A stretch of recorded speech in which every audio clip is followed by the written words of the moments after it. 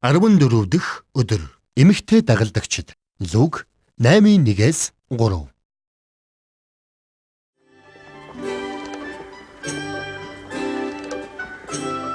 Есүс 12 дагалдагчийнхаа хамт явж ертөнцийн эзний Иерусалим мөнхийн улсын тухай тунхаглажээ.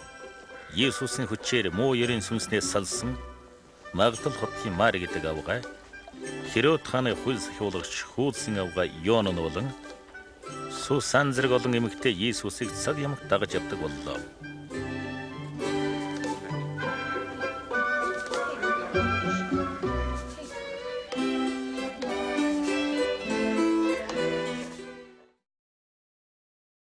Арван дэх өдөр эмэгтэйчүүд яагаад Есүсийг дагаж явдаг байсан бэ? 14 дэх өдөр яагаад зарим эмэгтэйчүүдийн нэр дурддагдсан бэ? 14 дэх өдөр Есүс миний нэрийг мэддэг байх нь надад яагаад чухал вэ?